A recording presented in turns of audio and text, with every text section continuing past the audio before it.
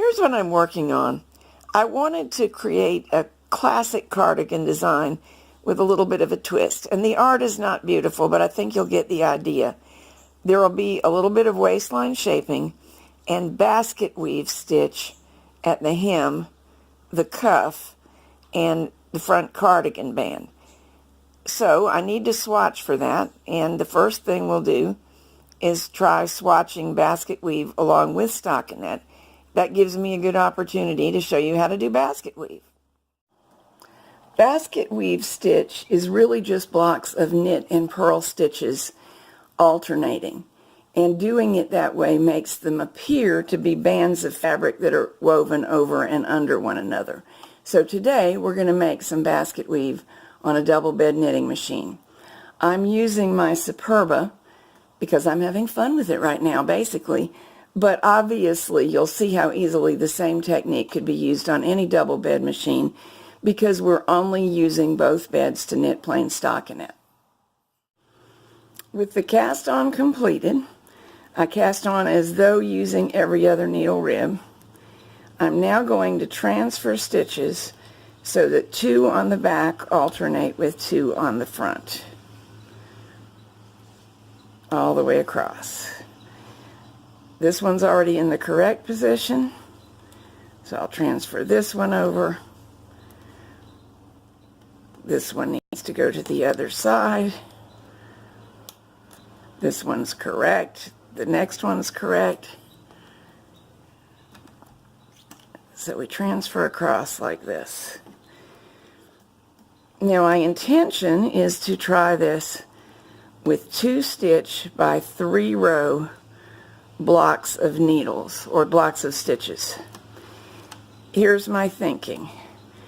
The length or height of a row on a knit stitch is roughly 2/3 the width that it takes up. So based on that normal proportion, of course it varies slightly per yarn and machine, but based on that it seems like a good starting place.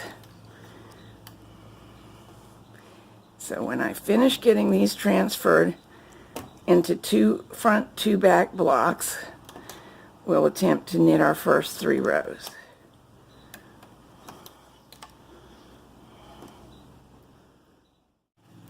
Ready to knit 3 rows. 1, 2, 3, and time to transfer everything to the opposing bed from where it is now. Now these stitches need to change positions. So everything that is on the front will now go to the back, and everything that is on the back will come to the front. And I will do this across the work.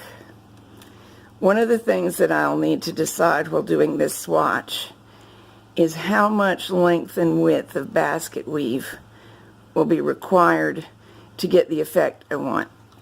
I didn't want the bands to look huge.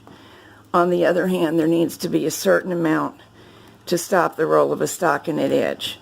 So that will be one of the goals of this swatch, is to discover what is that amount. All transferred. Let's do our next 3 rows. 1, 2, 3. And time to transfer back the other way. At this point I've completed 12 rows.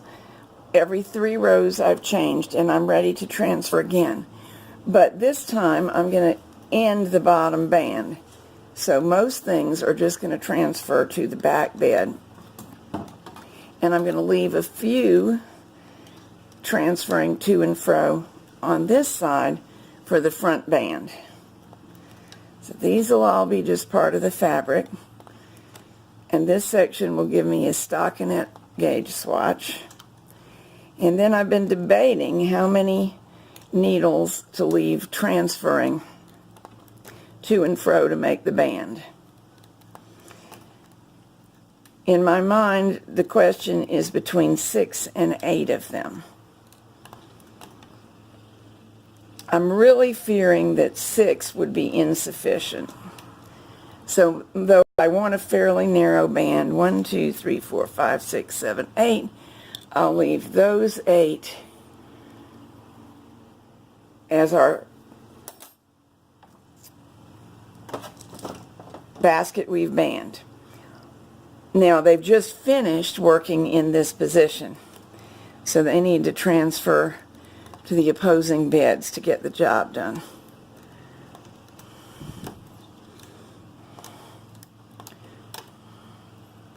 For those of you who are new to transferring from bed to bed, this is put the eyelet of the tool over the hook of the needle, pull forward, pull back, the needle goes through, the stitch slides onto the tool, and you rotate the tool so that you can use the eyelet on the other end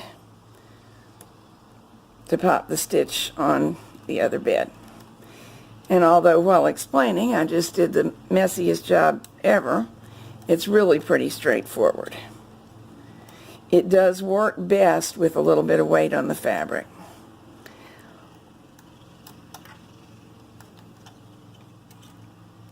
The end stitch will sometimes be the most difficult, which you just saw, but it's not a big deal.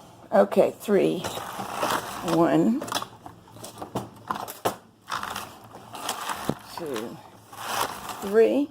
The glitch you saw a moment ago was due to the fact that I had a tool in the way of the passage of the carriage. So keep your workplace cleaner than I tend to do. Then that won't happen to you.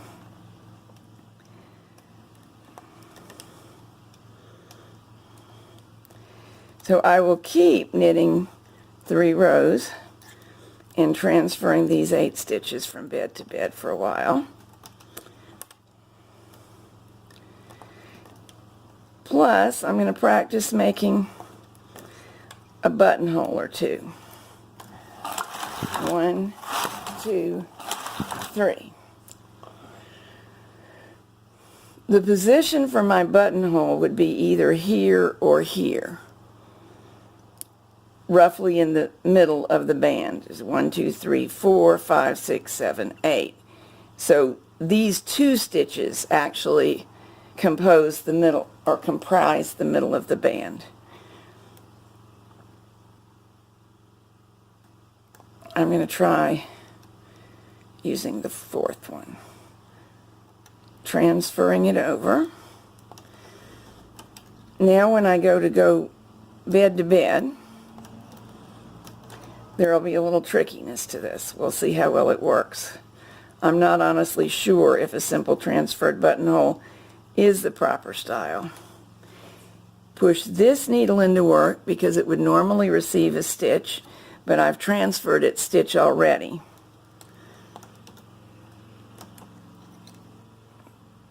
Move these stitches and move these 2. Knit 3 rows, and you will notice that this needle, which had no stitch, picked up and began working. 1, 2, 3, 4. 1, 2, 3, 4, counted wrong. Let's do that again, but let's use needle 5 so that this is a swatch after all. I can compare. See which position is actually the better looking on the band. Now I'm taking 2 stitches with me because needle 6 from the edge received a stitch. This comes into work and will begin knitting, same as this needle did last time.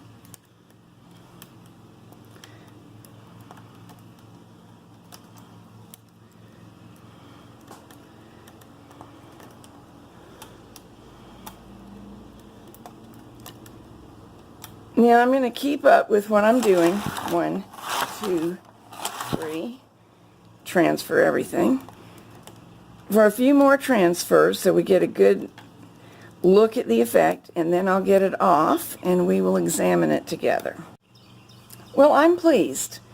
First of all, I'm pleased that I get to show you how even before washing this made a really good basket weave. you will see that my knitting's probably a hair looser than you would usually do it. And there is a reason for it. I'm using a cotton yarn here, and I know it will shrink and loft when I launder the swatch, which of course I have to do to predict gauge. So that's my next step. And you're looking at it unwashed, but it's still not overly loose. The basket weave effect is quite pronounced and good looking. You can see as I hold it up, that is enough at the bottom, 12 rows, to keep it from rolling even before washing, so that's good news.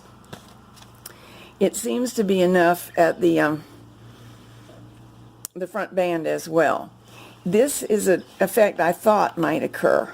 See the little almost picot edges? It is because we changed bed to bed, and it tends to ripple between those changes. So knowing that would happen, I'm not dismayed. I think it'll be an attractive effect. Here are my buttonholes. Let's look at them. And interesting, this is the 4 stitches from the edge. This is the 5 stitches from the edge hole. They're both acceptable. They are neat enough. They should hold a 1/2 inch button, even a 5/8 if I wanted one. So that technique will work fine. Personally, I'm preferring the effect of the 4th from the edge, being the transferred stitch. So that's good to know. And here is where I stopped changing and making basket weave and just knitted a few more rows to get off. So, several interesting things here, but mainly, this is one of several ways to knit basket weave. I think myself this is the most efficient on a knitting machine if you do have 2 beds.